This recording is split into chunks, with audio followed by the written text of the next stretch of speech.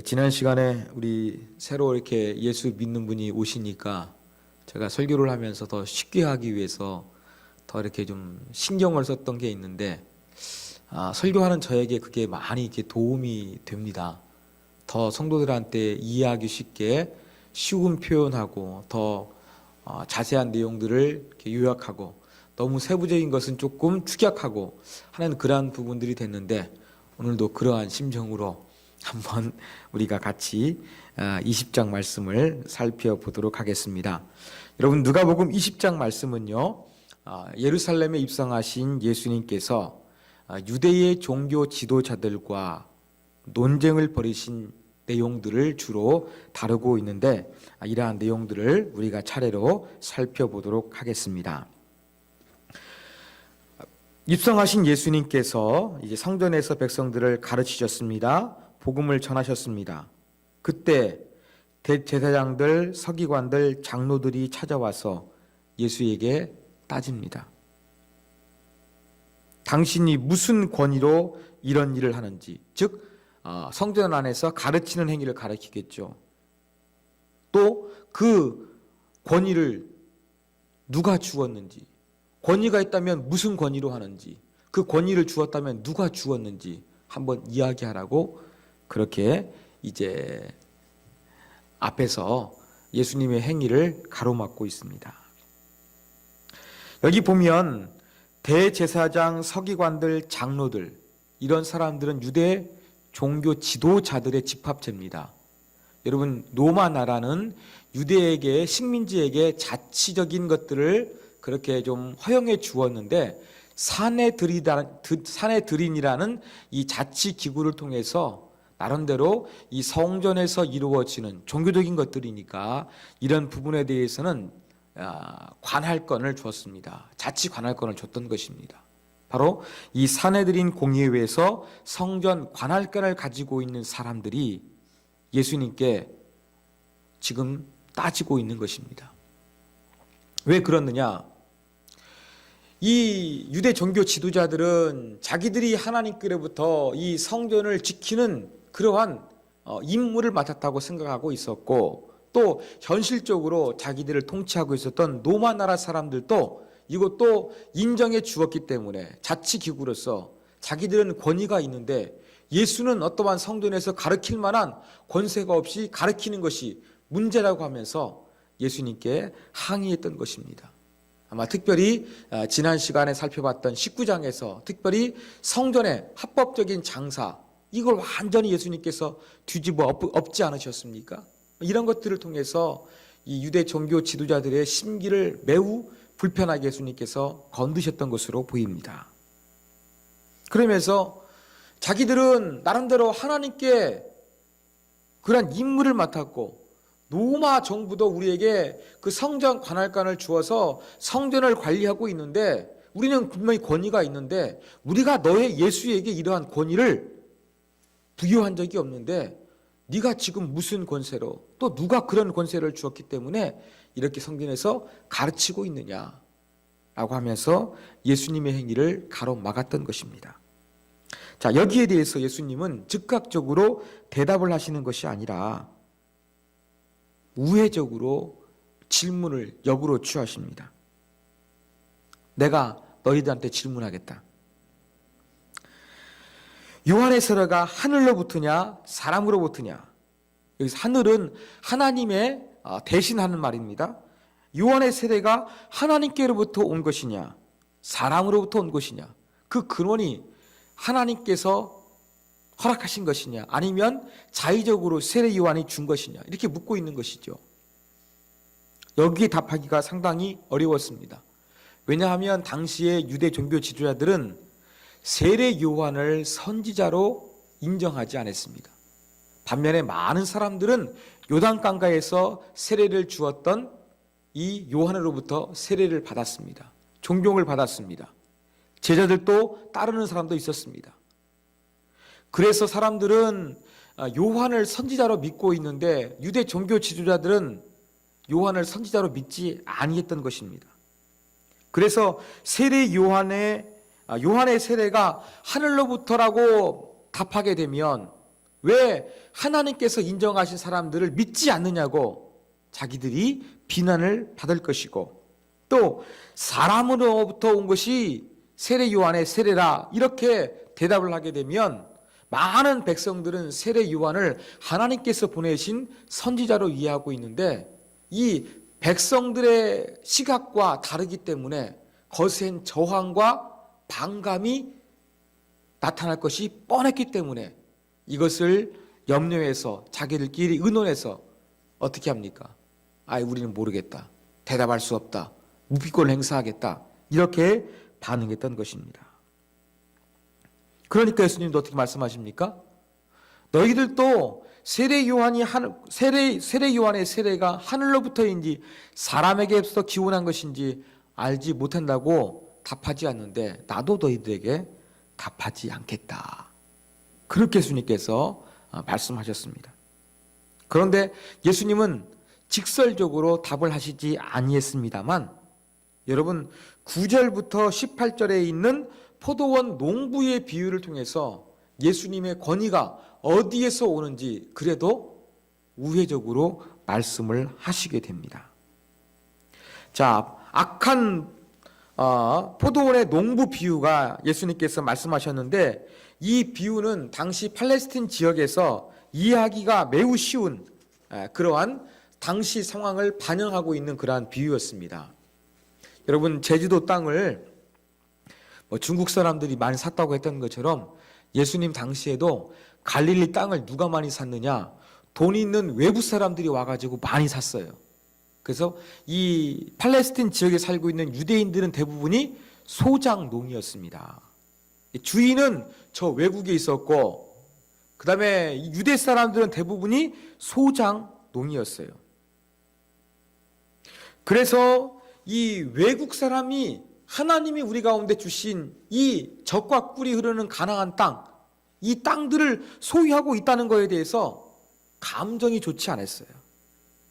그래서 어떤 소장농들은 소장료 납부하는 것을 거부하거나, 또 소장료를 받기 위해서 대리인을 보내게 되면 그 대리인을 죽이는 일도 가끔 있었습니다.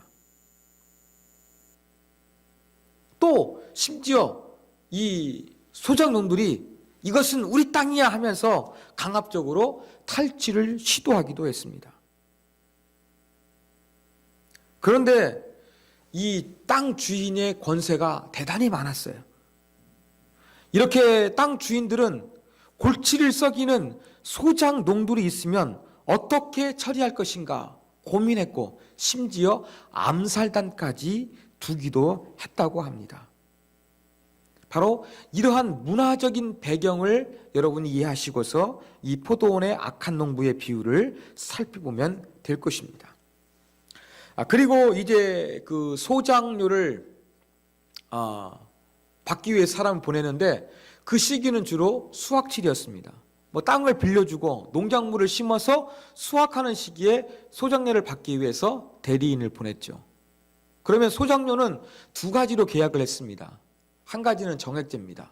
농사가 잘 되든지 간에 잘 되지 않든지 간에 정해진 어떠한 그 일정의 양을 주인이 받아가겠다고 계약하는 경우가 있고요. 또 한 가지는 그 농사에 따라 가지고 어떠한 일정 양, 퍼센테이지를 정해서 일정 양을 주인과 소장농이 나누어 갖는 식으로 두 가지 방식으로 계약을 했다고 이야기합니다. 그러면서 오늘 예수님 비유 가운데도 이 땅 주인이 포도원을 갖고 놓고 멀리 외국에 갔다. 바로 저 갈릴리 지역에 땅을 소유하고 있는 외국인을 빗대는 그러한 비유로서 우리가 이해할 수가 있는 것입니다.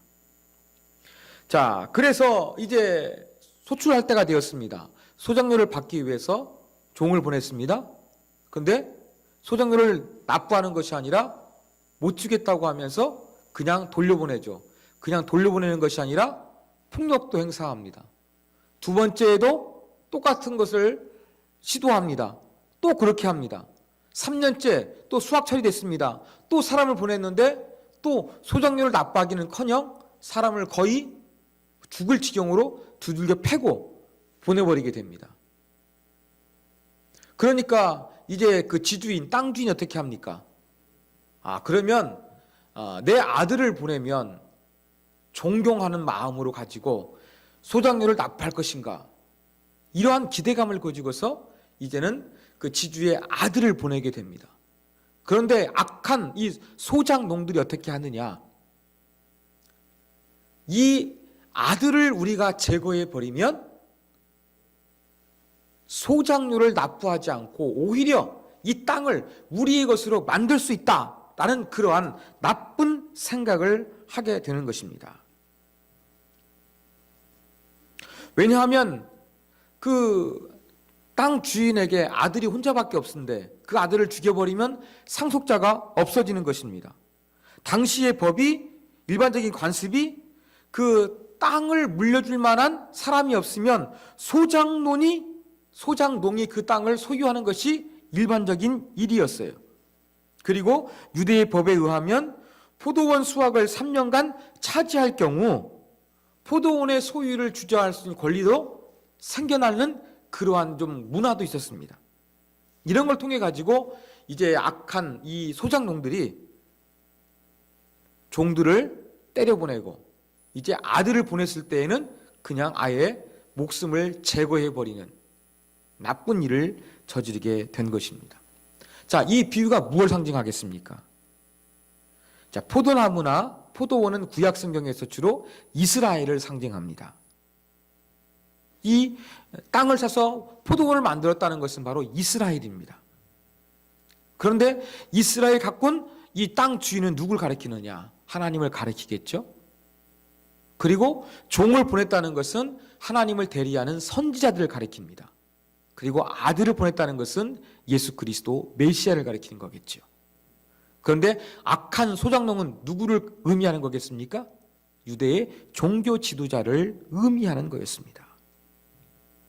이런 비유를 통해서 예수님은 뭘 말씀하시는 겁니까? 성전에서 가르치실 때에 무슨 권위로 성전에서 가르치느냐 반문했는데 예수님께서 세례 요한에 대한 권위 질문으로 역공격을 취하셨어요.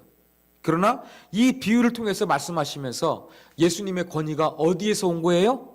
하나님께로부터 온다는 것을 보여주시고 계신 것입니다.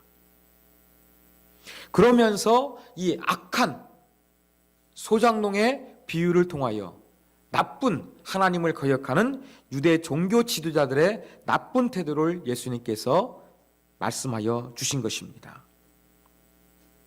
그러면 악한 소작농들 주인이 가만히 있겠습니까? 어떻게 할 것이냐? 예수님 질문하셨어요.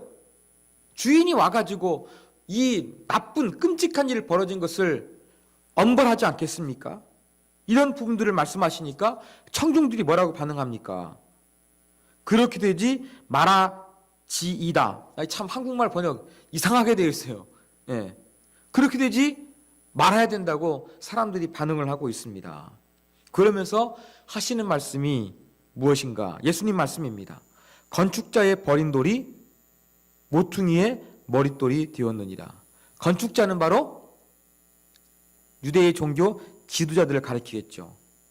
예, 유대 종교 지도자들이 예수님처럼 하나님의 아들을 버렸어요. 그런데 모퉁이의 머릿돌, 주축이 되는 돌이죠. 핵심 돌이 됐다는 것을 이야기하고 있습니다. 그리고 이 건축자의 버린 돌이 모퉁이가 되는데 이 돌 위에 떨어지는 사람은 깨어진다는 겁니다. 비록 악한 유대 종교 지도자들이 예수님을 거부하지만 예수님이 망가지고 예수님이 사라지는 것이 아니라 오히려 예수님과 부딪히고 예수님을 거역하는 사람들은 그를 가루로 만들어 흩어버리게 될 것을, 엄청난 심판을 받을 것을 예수님께서 말씀하여 주신 것입니다. 자, 이렇게 서기관들과 대제사장들이 악한 포도원의 농부의 비유를 통해서 자기들을 언급한다는 것을 알게 되니까 예수님을 죽여 없애려고 합니다. 그런데 백성들이 예수님을 따르고 그의 말씀에 귀를 기울이기 때문에 그것을 실행하지는 못합니다. 실행하지 못하니까 기회를 엿보고 있습니다. 그러면서 이제 20절에 보면은 어떻게 하느냐, 정탐하는 사람들을 보냅니다. 아주 율법을 사랑하고 또 진리에 대한 갈급함이 있는 것처럼 보이는 그러한 사람들을 선량한 사람으로 꾸며서 예수님의 동태, 예수님의 흠이 무엇인지 엿보게 하는 정탐꾼을 보내게 되는 것입니다. 그러면서 21절에 보니까 이 종교 지도자들이 보낸 사람들이 예수님께 질문을 합니다. 그런데 질문하기 전에 어떻게 합니까? 21절에 보니까 한 4가지로 예수님을 막 칭찬합니다. 기분 좋게 한 다음에 질문하는 것이죠. 질문의 핵심 22절입니다. 가이사에게 세를 바치는 것이 옳으니까 옳지 않은 것입니까? 질문합니다. 여기에서 세라고 번역된 것은요, 마가복음에서는 인두세였어요. 사람 머리수당 얼마씩 노마가 징수에 가는 인두세를 이야기하는데, 누가복음에서는 인두세를 의미하는 단어가 아니라 다른 단어가 사용되었는데, 바로 이 강력한 나라가 식민지 백성들에게 요구하는 그 세금을 의미하는 것입니다. 그래서 여기에서 지금 가이사에게 세를 낸다는 것은 그냥 한 나라의 백성으로서 인두세를 내는 것이 아니라, 우리는 식민지를 당하고 있는데 그 식민지 당하는 것을 정당하다고 인정하게 되는 그 세금을 납부해야 되는지 예수님께 묻고 있는 거예요. 단순히 그러니까 납세하느냐 마느냐 이 문제가 아니라, 이 식민지 백성으로서 납부하는 세금을 하게 해가지고 어떻게 하려고 하느냐, 친노마적인 사람, 우리 민족을 배반하는 사람으로 예수님을 몰고 가려는 이러한 숨은 의도가 있던 것입니다. 그러니까 23절에 보니까 예수님께서도 그 관계를 아셨다 그랬어요. 그러면서 말씀하시기 전에 데나리온 하나, 데나리온 동전인데 이 동전 하나를 가져오라고 합니다. 이 노마의 화폐인 데나리온은 여러분 동전의 앞뒤면이 있는 것처럼 한쪽 면에는 노마 황제의 화상이 그려져 있었습니다. 우리 지금 시대에도 동전 보면은 유명한 사람 얼굴 있지 않습니까? 그 얼굴이 있었고, 거기엔 또 뭐가 있었느냐, 노마 황제를 그 신격화하는 그러한 문구가 들어져 있었습니다. 신이신 황제 아우구스토 이러한 문구가 있던 것이죠. 그리고 동전의 다른 면에는 대사제라는 글자와 함께 황제의 모친이 여러 신들의 그 둘러싸여 보좌에 앉아 있는 그 모습을 든 거예요. 그러면 이 동전에는 이 노마 황제를 신격화시키는 그러한 그림이 담겨져 있던 것입니다. 자, 이러한 동전을 보이라고 하면서 이게 누구냐? 누구에 대한 글이냐? 예수님 묻고 계신 것이죠. 사람들이 가이사야 되는 것입니다. 이렇게 대답하자 예수님께서 가이사의 것은 가이사에게, 하나님의 것은 하나님께 바쳐라. 그렇게 이야기를 하는 것입니다. 사람들이 침묵했다고 그랬어요. 이 종교 지도자들의 그 계략은 이런 의도가 있던 것 같습니다. 가이사에게 세금을 납부해야 되느냐 하지 말아야 되느냐 이 질문했을 때에는 예수님께서 한쪽을 대답하실 것을 가정했던 것 같아요. 예수님께서 가이사에게 세금을 납부하라 그러면은 지금 이스라엘 백성들이 예수님을 좋아하는데 친노마적인 발언을 하는 예수님을 좋아하지 않고 예수님도 자기 자신에 대한 인기가 떨어지는 발언을 하지 않을 것으로 기대했던 것으로 보입니다. 예수님의 입에서 나오는 말은 가이사의 것은 가이사에 대한 세금은 바치면 안 된다. 이러한 말이 나와서 백성들이 좋아하는 말, 더욱더 백성들의 인기를 얻을 수 있는 말이 나오는 것을 원했던 것으로, 기대했던 것으로 추정이 됩니다.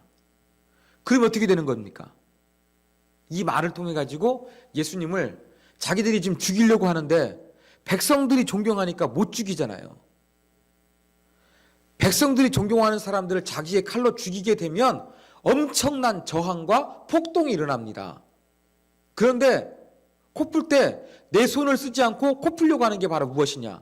예수님을 제거하되 자기의 손이 아니라 로마 군대의 손을 빌려서, 즉 세금을 납부하지 말라고 해서 로마에 대한 저항과 반역죄라는 것을 뒤집어 씌워서 예수님을 제거하기 위해서 이 질문을 하도록 요청했던 것입니다. 예수님께서 하지 말라고 하는 것이 아니라 가이사에게 온 것은 가이사에게, 하나님의 것은 하나님에게, 가이사에 대한 납부도 소홀하게 말씀하시지 아니하고, 그렇다고 하나님을 또 침묵해 하는 그러한 것이 아니라 하나님의 것을 하나님께 바치라고 말씀하시면서 지혜롭게 말씀하시니까 이 사람들이 예수님의 지혜로운 답변 가운데 아무 소리가 못하게 되는 것입니다. 자, 이렇게 서기관들과 대제사장들의 예수님과 논쟁을 벌이면서 예수님을 조금 그렇게 좀 제거하려고 그러는데, 길을 죽이려고 그러는데 실패했어요. 자, 27절에 보니까 이제 누가 나섰느냐? 사두개인들이 나섭니다.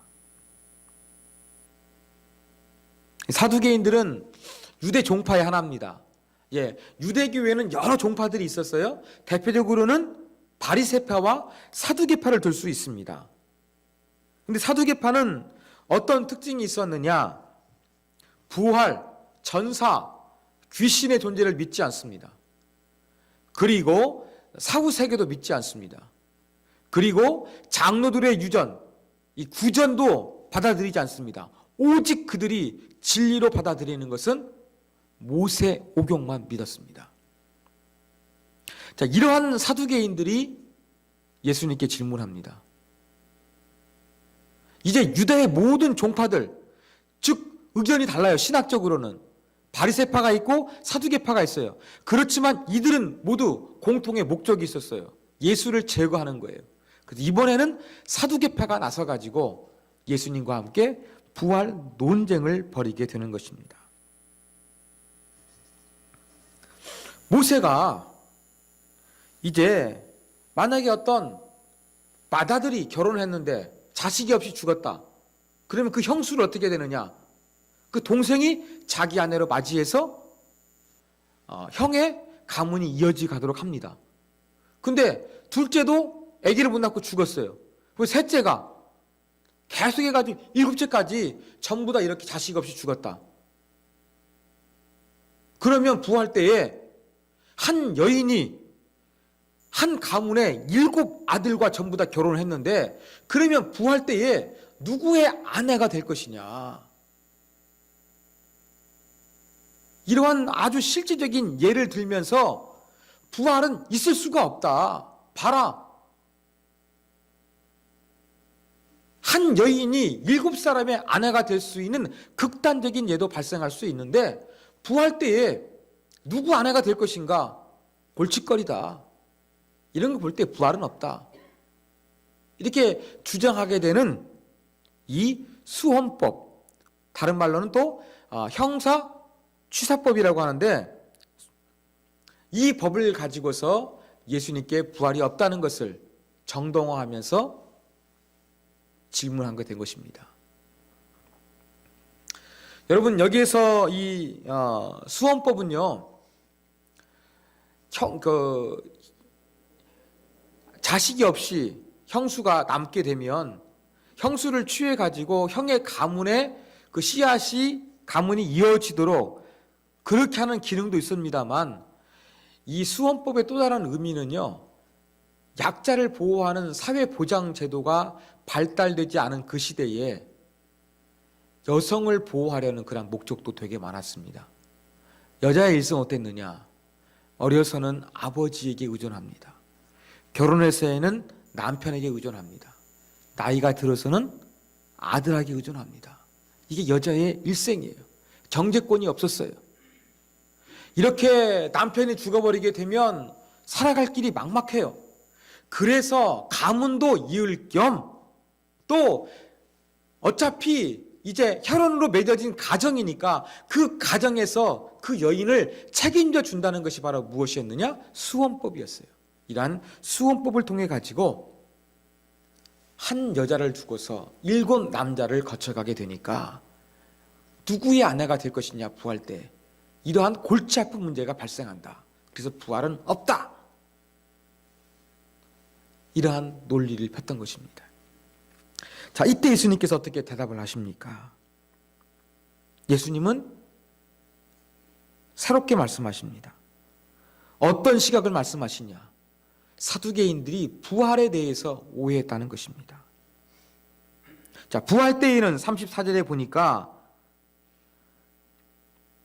이 세상에서는 장가가고 시집도 간다. 그렇지만 부활 때에는 시집가고 장가가는 일도 없다. 다시 죽을 수도 없다. 영원히 죽지 않고 결혼하지 않는 천사처럼 우리 부활 때에는 인간 존재도 그렇게 새로운 모습으로서 부활하게 될 것이다. 예수님께서 이걸 말씀하신 거예요. 먼저 첫 번째로 언급하신 것은 부활에 대해서 잘못 노예하고 있는 유대인들의 사두개인들의 관념을 고쳐주신 것입니다. 이 사두개인들은 부활 때 꼭 이 땅에서의 제도가 부활 때에도 유지된다고 믿고 있었거든요. 아, 지금 이 세상에 살아가는 제도와 부활 때의 제도는 다르다. 너희가 이것을 동일시해서 오해가 발생하게 되었다라는 것을 말씀해 주셨고요. 그 다음에 이제 37절부터는 모세 오경만을 진리로 받아들이는 이 사두가인들에게 모세 오경 안에서 부활의 증거를 예수님께서 말씀해 주셨습니다. 그게 바로 무엇이냐? 모세가 하나님 만나죠. 그때 하나님께서 모세에게 나는 아브라함의 하나님이요 이삭의 하나님이요 야곱의 하나님이라고 만나 주셨어요. 여러분, 모세 때에 아브라함과 이삭과 야곱은 전부 다 죽은 사람이었습니다. 살아계신 하나님이 어찌 죽은 아브라함과 이삭과 야곱의 하나님이 될 수가 있겠습니까? 하나님 과거의 하나님입니까? 아닙니다. 이렇게 모세 오경 안에서도 사두개인들이 진리로 받아들이는 모세 오경 안에서도 죽은 아브라함과 이삭과 야곱에 대하여 하나님이 그들의 하나님이라고 말씀하신 것은 그들이 이미 이 땅에서는 죽었지만 그들을 다시 살리실 것을 보장하고 확실하기 때문에 나는 아브라함과 이삭과 야곱의 하나님이라고 말씀하신 것이다. 이 모세 오경 안에도 부활이 이미 보장되어 있고 전제되어 있다. 확실한 것이다. 이러한 부분들을 예수님께서 말씀하여 주신 것입니다. 그러니까 사두개인들이 할 말이 없어요. 그러면서 39절에 보니까 서기관들 중에서 선생님, 이번 말 그레이십니다. 이렇게 말씀하신 거예요. 서기관들은 두 종류가 있었거든요. 아까 말씀드린 대로 사두배파 서기관이 있었고 바리새파 서기관들이 있었어요. 그러니까 예수님이 말씀을 잘하셨다고 칭찬한 사람은 누굽니까? 바리새파 사람들이겠죠. 바리새파 서기관이 바로 예수님 말씀을 옹호하고 칭찬하고 사두개인들은 아무 말도 못하게 되는 그러한 결과로 논쟁이 끝을 맺게 되는 것입니다. 자, 41절부터 44절까지는 이제 그 그리스도 바로 다윗의 후손을 통해서 메시아가 오는데 그 메시아는 다윗보다 크다는 것을 예수님께서 말씀하시는 부분입니다. 자, 지금까지는 예수님께서 주로 질문을 받으셨고 예수님께서 역공을 취하셨어요. 근데 41절에 보면은 이번에는 예수님이 주도권을 가지고서 먼저 질문을 던지시죠. 다윗의 자손으로 오는 메시아를 갈망하고 있었는데 예수님의 의도는 바로 무엇이냐? 물론 혈통적으로는 다윗의 후손을 통해서 메시아가 오지만 그 메시아는 다윗보다 더 크고 위대한 자라는 것을 예수님께서 설명하여 주신 것입니다. 그 근거가 무엇이냐? 시편에 보니까 다윗이 주라는 표현을 썼다는 것입니다. 그의 후손에게 주라는 표현을 쓴 거 봤을 때 비록 메시아가 다윗의 혈통을 통해서 태어나게 되지만 다윗보다 위대한 존재라는 것을 예수님께서 설명해 주셨습니다. 그리고 45절. 자, 지금까지 보니까 이제 그 종교 지도자들, 특별히 이 서기관들도 예수님과의 논쟁에 뛰어들지 않았습니까? 예수님이 논쟁에서 이기셨어요. 그 다음에 이제 이 예수님과 논쟁을 벌이는 이 서기관들의 위선을 예수님께서 폭로하십니다. 누구에게 폭로하시느냐? 서기관들을 직접적으로 책망하시는 것이 아니라 이 서기관들의 잘못된 모습을 제자들이 본받지 않고 유혹되지 않고 따라하지 않도록 그렇게 말씀하여 주셨습니다. 자, 그러면 서기관들은 어떤 모습이었을까? 46절. 긴 옷을 입고 다닌다. 원문에는 길다라는 표현이 없어요. 여기에서 옷은 겉옷입니다. 그런데 이 유대인들이 입었던 겉옷, 특히 서기관들이 입었던 겉옷은요, 나름대로 자기의 학식과 또 자기가 얼마나 하나님을 잘 섬기고 있는지 그 겉옷에 그것을 좀 표시했어요. 장식을 했어요. 하나님을 잘 섬긴다, 내가 이만큼 율법에 전통하다, 이런 것들을 표시나게 하는 그런 어떠한 장식물을 달고서 겉옷 입고서 다니는 것을 좋아했어요. 왜요? 폼나고 사람들이 부러워하니까. 그 모습을 보이고 있었고요. 그 다음에 시장에서 문안받는 것, 인사하는 것보다 많은 사람들이 모이는 곳에서 사람들이 자기에게 인사하는 것, 알아주는 것 좋아했다는 것입니다. 그 다음에 회당의 높은 자리, 이건 좀 당연하기도 합니다. 왜냐하면 모세의 자리라기도 하지만 회당의 높은 자리는 서기관들이 앉을 수 있는 제사장이나 그러한 자리이기 때문에 그렇습니다. 잔치에서도 윗사리, 상석에 좋아하는 교만한 모습들, 거만한 모습들, 이러한 모습들을 삼가라고 말씀해 주셨습니다. 그뿐 아닙니다. 47절, 과부의 자산을 삼킨다 그랬어요. 자, 서기관들은 율법 교사예요. 다른 말로 하면 모세오경을 전문적으로 연구하는 사람들이죠. 그런데 모세오경은 하나님께서 이스라엘 백성들이 어떻게 살아야 되는가 보여주신 종교적인 계율임과 동시에 삶의 실천법이었어요. 오늘 말로 하면 헌법과 같은 그러한 말씀이었거든요. 그러니까 삶에서 이루어지는 여러 가지 소송에 대한 문제도 모세오경에 기록되어 있는 거예요. 이걸 연구하는 사람 누가 잘합니까? 서기관들이 잘 알고 있는 거예요. 그러면 이제 서기관들이 오늘날로 이야기하면 변호사와 같은 것이 되는 것입니다. 그래서 어느 집안에 과부가 생겼어요. 그러면 남편이 죽으면 재산 상속 문제가 있지 않겠습니까? 이 법률 대리인 역할하는 사람이 누구냐? 서기관들이었어요. 그러면 남편이 없이 죽어버린 이 과부를 어떻게 되겠습니까? 잘 보호해야 되는데, 사회적인 약자를 돌봐야 되는데, 이 서기관들이 자기가 아는 법을 이용해가지고 과부의 재산을 가로챘던 겁니다. 바로 예수님께서 이것을 지적하신 것입니다. 그리고 기도할 때에도 길게 사람들에게 내가 이만큼 기도하는 사람이야 라는 걸 보여주기 위해서 기도하는, 그렇게 좀 사람들에게 보여주면서 인정받기를 원했고, 다른 사람들과 다르다, 내가 이동되는 사람이야, 거만하고 교만한 모습 가지고 있었는데, 이러한 서기관들의 잘못된 모습, 분명히 엄중한 심판을 받을 것이기 때문에 그들의 삶을 본받아서는 안 된다, 이렇게 예수님께서 말씀하여 주셨습니다. 자, 이러한 내용으로 기록된 이제 그 말씀 가운데 몇 가지 교훈점을 우리가 한번 살펴보도록 하겠습니다. 이 가이사의 것은 가이사에게, 하나님의 것은 하나님에게, 이게 조금 말씀 준비하다 보니까 좀 할 말이 좀 많습니다. 그래가지고 이 부분은 제가 기회가 되면 별도로 한번 설교 말씀을 가지고서 이것을 좀 다루기 위해서 이것은 조금 이렇게 생략을 하도록 하겠습니다. 좀 제가 제일 좀 비중 있게 준비를 했는데 또 시간도 좀 길어지고 하다 보니까 제가 아예 설교에서 한 주제를 잡아서 기회가 되면 그때 여러분들에게 말씀을 드리도록 하겠습니다. 그리고 이 시간에는 한 가지 교훈점 살펴보도록 하겠습니다. 바로 무엇이냐?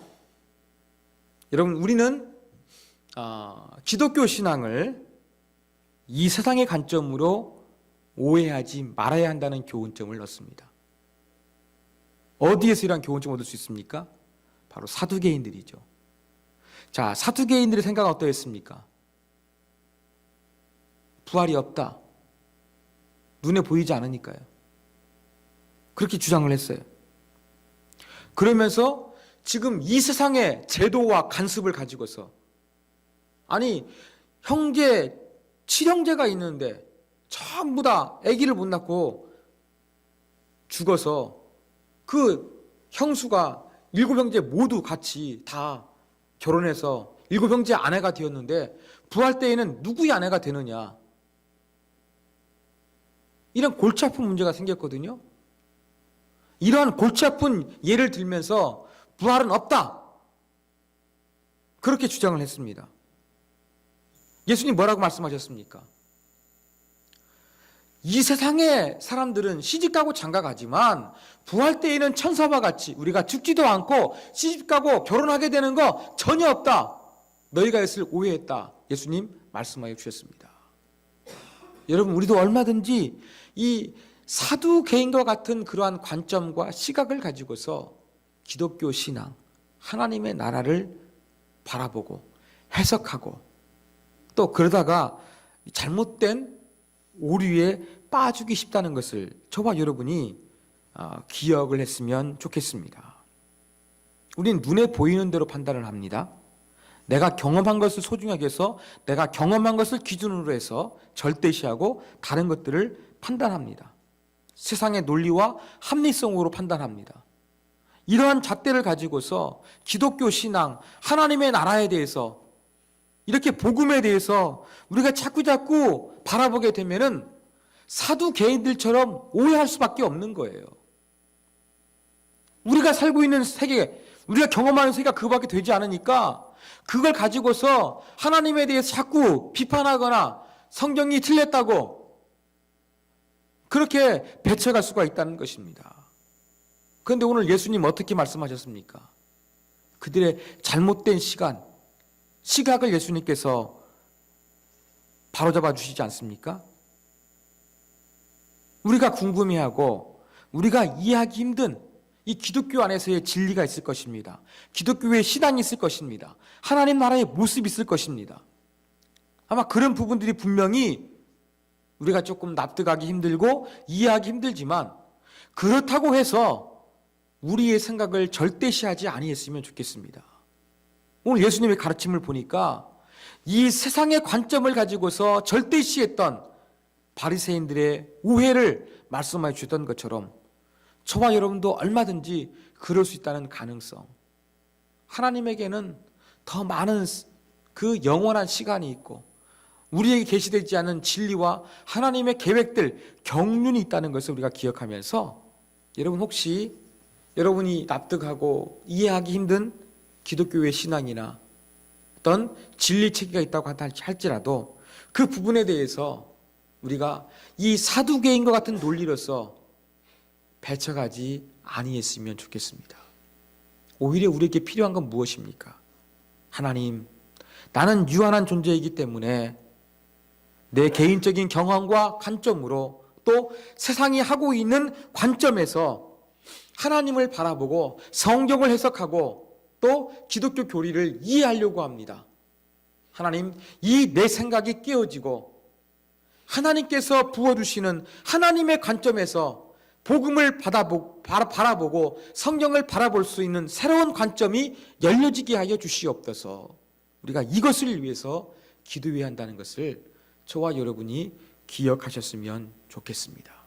이러한 오해에 빠지지 않는 신앙, 아름다운 신앙으로서 우리가 알지 못하는 것에 대해서, 미지의 영역에 대해서 하나님께서 하나님의 관점으로 우리를 가르쳐 주시고 우리를 깨우쳐 주시기를 위해서 사모하는 마음으로 기도할 수 있는 그러한 아름다운 자세를 가질 수 있는 우리가 되어져야 되겠습니다.